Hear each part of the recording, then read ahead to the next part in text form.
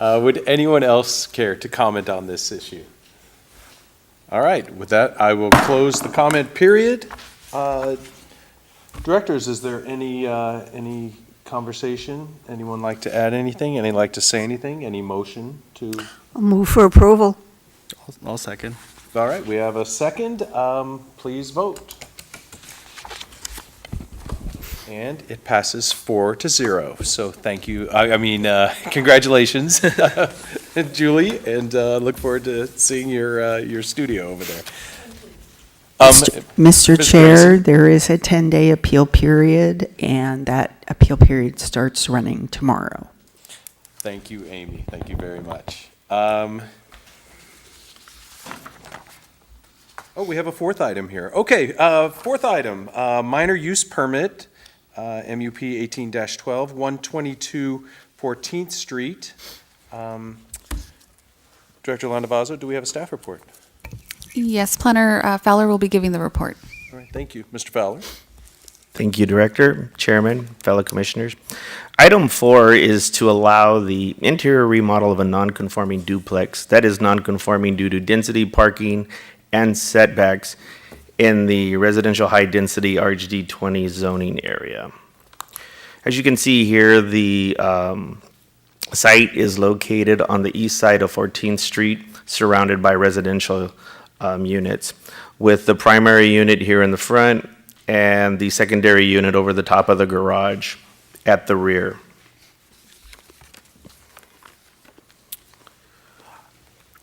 So the site is, as I said earlier, is non-conforming due to setbacks. As you can see from this site plan here, the setback here on this side is 1 foot 6 inches, and the same as the other side, where it's required to be 3 foot as it is here in the rear.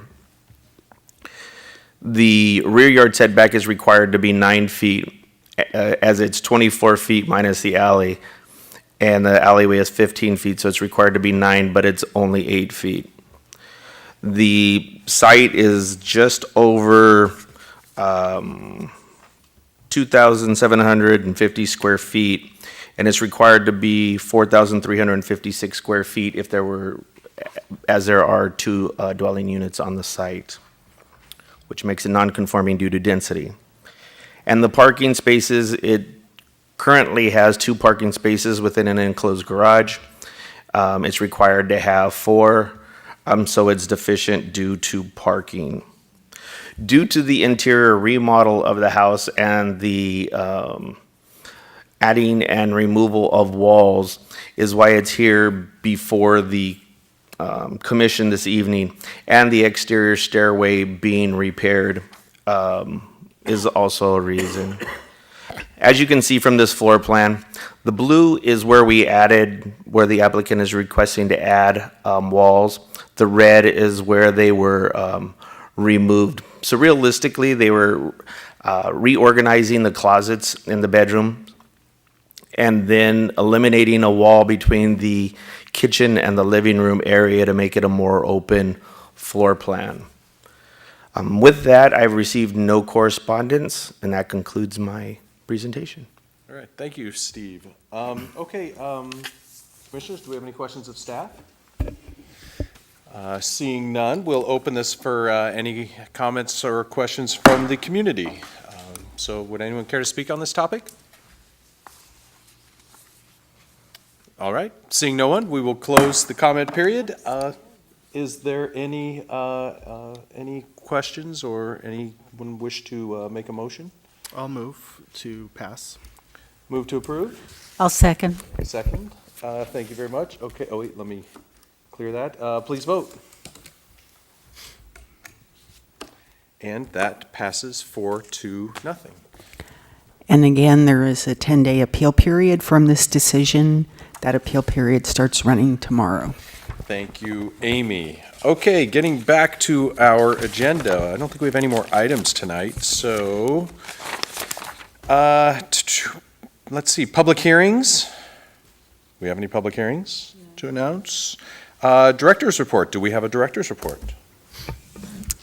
I do have a report for the commission this evening. As we remember from our Last meeting, the item that was brought, the public hearing that was brought before the commission was the ADU ordinance that was being presented to the city council. At the planning commission's direction, staff reviewed what other cities have done in regard to the ADU ordinance, what different provisions they were trying to apply, and what seems to have withstood different court cases. We presented this to the city council along with the identification that the planning commission had very grave concerns about the ordinance itself. As a result of that, what the city council came forward with were 3 modifications to the ordinance itself and 1 direction for a modification if additional research proved that it would be something that we can add in there. So in general, 1 modification was that parking in all front yard setbacks would be expressly prohibited. Lot size minimums would be 5,000 square feet for the addition of an ADU. And annual verification will be required for owner occupancy for all ADUs that are approved. The pending item that we received direction for was that non-conforming properties that are non-conforming due to setbacks in the side and rear should not be allowed to add in an ADU. That last item, we took the direction and we agreed that we would be incorporating it into the ordinance if the city attorney's office felt that it was something that we could support. If not, it will come back with the 3 modifications and an explanation as to why that 4th modification cannot be included. So right now, this is the direction that the city council approved, along with direction to staff to continue to monitor any additional changes that may come down from the state in regard to this item, and any other provisions that have been provided by other cities that seem to be withstanding any type of court challenge or any other type of challenge that may come their way. So it is something that staff will continue to be monitoring and working with the city attorney's office to ensure that we are on top of what's happening with this particular item. And with that, I'm available for any questions that the commission may have. I do have one question, and that is, so these ADUs, are they required to have an independent electric meter, water meter? Are those required, like modifications to the site if you're going to do this? Any new ADU would need all the proper building permits. So you would have to make sure that utilities are connected to the new ADU. It has to completely operate as its own separate unit. So yes, it would need its own connections. Okay, so, and I'm just kind of curious, because I've done a little bit of research on this, so I know some cities, when you have to bring in a new water meter, you have to pay the city to do the restoration, install the meter, do the restoration, all that. Is that the way our current building, I guess, permit process The works? city attorney can correct me. I believe the newer legislation no longer allows us to charge for new connection fees because the state regards it as an accessory to the existing dwelling. It's not in the case where you're building a duplex and they're identified as 2 separate units. We can charge one for the addition to the housing stock. In this case, because it's an accessory structure, the state will no longer allow us to apply a new connection fee. Well, what about the actual new meter, I guess is what I'm saying. It's like you have to put in a new meter, you got to dig up the sidewalk, you got to... For the work itself, we are able to issue a plumbing permit, an electrical permit, and we will be. So those, I believe, we have a set fee for the, I don't charge them myself, but my understanding, we have our fee schedule sets for the different fixtures or whatever it may be. There's a set amount or valuation depending on whatever applies to whatever particular item is being done. Okay, but if they do have to, for whatever reason, like say rip up the curb or gutter or something like that, then... They would have to pay for any repairs that are done, correct? All right. Okay, very good. Does anyone have any questions about this particular item? You clarify the 5,000 square feet, that's the lot size total, so it has to have a minimum of that to have any sort of, so if it's a smaller lot, it wouldn't qualify. That's correct. Very good. I appreciate you doing that research and taking that to to council for us. Thank you, Crystal. Actually, I do have one more question, I'm sorry. Yeah. Do we reserve the right as a city to modify the law as we progress and find if there's any sort of abuse of it, or if there's something that doesn't comply with what we're trying to do with the city? I mean, the city is, I mean, when we set it, is it set?